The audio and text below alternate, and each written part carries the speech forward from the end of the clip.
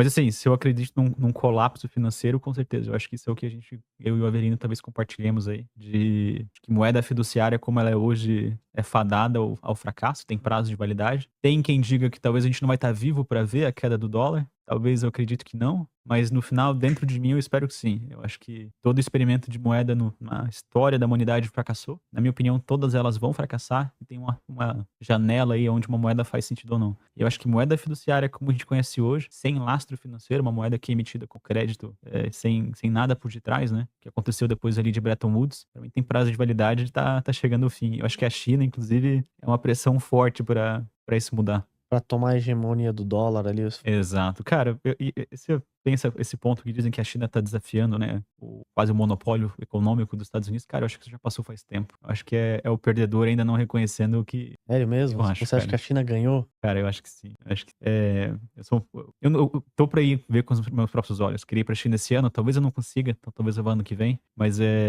do que eu ouço, eu tenho colegas que vivem lá ou que já foram lá. Cara, os últimos 50 anos foram suficientes pra China Explodir. explodir. E é engraçado, né? Você falando isso daí, você vê hoje em dia. Os carros elétricos.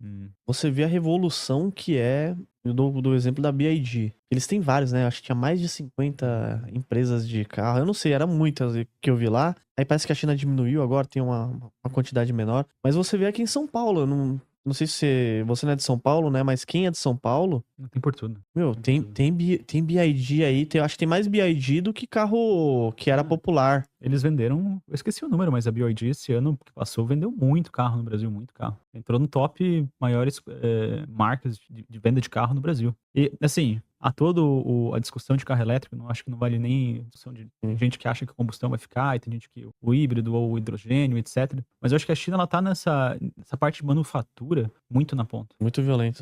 O americano, nos últimos anos, acabou focando muito em software, nessa camada da internet. Eu acho que é fantástico. Muito do que a gente vive hoje é graças à internet. Mas o chinês focou na manufatura. Então, os processos de fabricação das coisas... Cara, a Tesla americana é fabricada na China.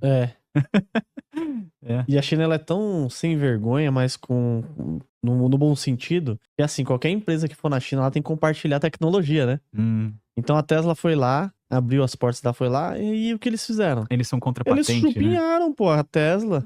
Então, toda a tecnologia que você vê, igual você vê o BYD, parece que dentro do BYD, eles utilizaram o acabamento da Mercedes. Então, todo o acabamento da BYD, ele é jogado pra parecer com a Mercedes. Pra usar a coisa da Mercedes, Aí você vê, esses dias eu vi um BYD, ele parecia uma Porsche. Tem um BYD que tem um é o Cia ou alguma coisa assim. Bonito pra caramba, gente. Pô, parecia a Porsche. Então você vê, e custa, sei lá, Porsche mais barata custa 600, 700 mil. Esse carro aí custa 200 e pouco. Aí a pessoa que sempre quis ter uma Porsche, mas tem 200 e pouco, vai comprar um BYD, né? Não é a mesma coisa, mas a pessoa vai... Falta o ronco, né? Exatamente. Vai faltar o ronco, não tem barulho nenhum. Cara, assim, enquanto meio de transporte, eu acho que é fenomenal. Acho que tem os mais puristas, como falta do motor. Talvez nunca cabe, talvez iria mais um brinquedo do que um meio de transporte, pensar num carro com um motor, mais um... Brinquedão. Eu gosto de carro, tá? Eu gosto de carro, gosto de correr Você também. acha que vai morrer os carros elétricos, o carro a combustão ou não? Talvez como meio de transporte, mas enquanto item de diversão, cara, tem um contato ali mecânico que eu acho que o elétrico não passa. Mas eu acho que o combustão não vai deixar de existir, igual o pessoal fala, nossa, vai deixar de existir e tal. Eles vão conviver. Cara, mas isso já é tão antigo, cara. Existe carro a combustão há 100 anos. É natural vai a gente conviver, pô. iterar essas coisas também. Então, falar, eu sou tão, sei lá, extremo a dizer, não pode acabar. Pode ser que acabe. Pode ser que acabe. Talvez vire um item de por exemplo, né? um bom exemplo são relógios. Relógio mecânico. Já teve um relógio... Não é mecânico, chama, é mecânico. Aquele relógio que... Os com cristais e tal. Relógio mecânico. Acho que é mecânico, não. Já foi a forma que o ser humano usava pra mensurar o tempo, né? Então, foi desenvolvido um relógio de pulso que você conseguia usar em uma aeronave, conseguia utilizar nadando. E a Rolex nasceu nesse espaço e várias outras marcas. Eventualmente, com o advento de você fazer um relógio digital, o relógio mecânico acabou sendo extremamente ameaçado, enquanto um apetrecho de você mensurar o tempo. Era muito mais barato você comprar um digital. Hoje, a indústria de relógios mecânicos fatura muito mais do que a indústria que fazia para ver o tempo. Então, ela meio que se reinventou. Ela não é mais um apetrecho. Tu não comprou um relógio mecânico pra ver o horário. Mas esse não é necessariamente o principal valor. Não é por causa do segundo ali, né? Do milésimo. Ele não é o mais preciso. Um digital já é mais preciso que um mecânico.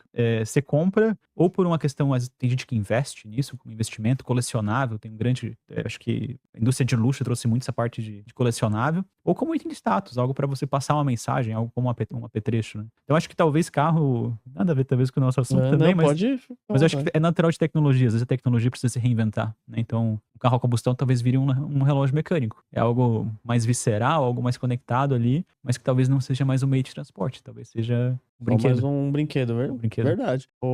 Kevin, e você também fala muito sobre blockchain, né? Então a pessoa tá lá na casa dela, lá, muitas vezes não sabe o que seria uma blockchain. A blockchain hoje, o governo utiliza blockchain, as empresas utilizam blockchain, mas o que seria a blockchain de uma forma simples pra galera começar a entender? Cara, eu tenho uma definição talvez um pouco diferente. Eu acho que tu pesquisar na internet, uma cadeia de bloco, reversível e tal. Mas eu acho que é um jeito de você trazer características de escassez para a internet. E ultimamente é isso. É você conseguir trazer registros permanentes e características de escassez para dentro da internet. Então é um arcabouço tecnológico onde você consegue criar registros que vão ser permanentes e eles são únicos de alguma natureza. É uma forma da gente registrar valores na internet, registrar informação na internet e permitir, e essa talvez seja a maior expectativa, de criar uma finança nativa à internet. Eu acho que quando a gente fala de finança, a finança que a gente vive hoje, mesmo do banco digital que a gente tem, como no meu caso o Nubank, ela não nasceu na internet. Por mais digital que o Nubank seja, a finança que a gente tem hoje, ela ainda é de gaveta, ela ainda é tradicional. A expectativa, você vê lá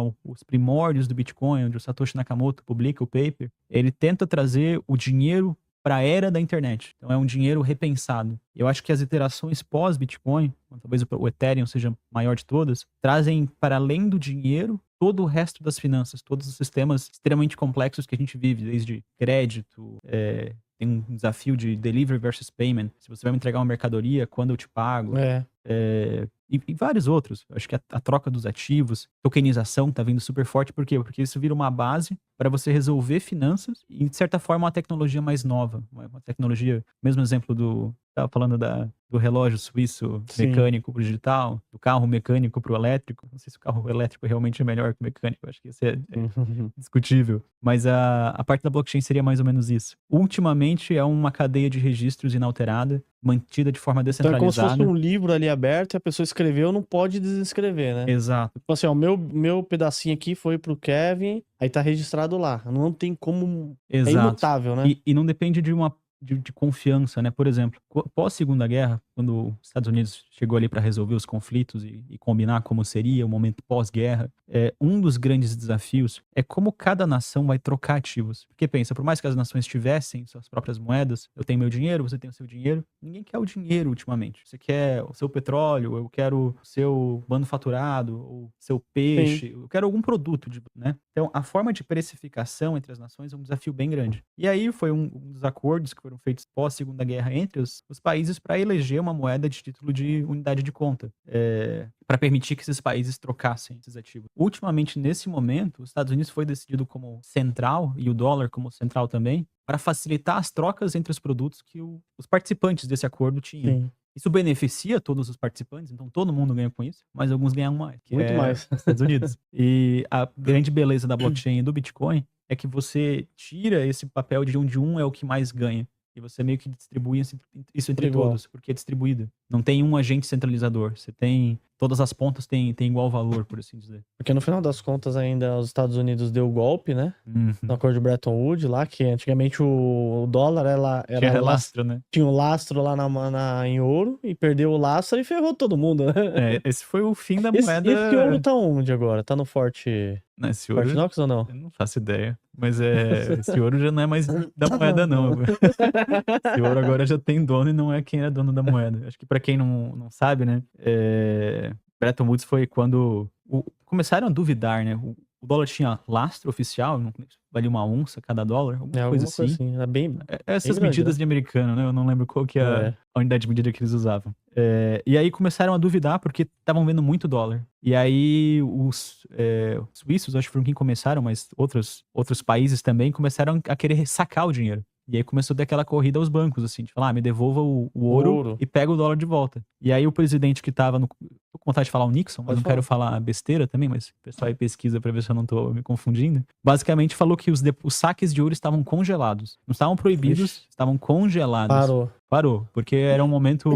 não sei qual foi a desculpa, mas era só um congelamento temporário. Nunca foi descongelado. Isso foi esquecido e agora não tem mais lastro.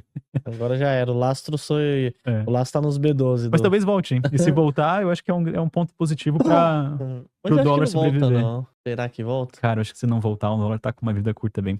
Você acha que o dólar tá fadado ao fracasso? Eu acho que toda moeda tá fadada ao fracasso, invariavelmente.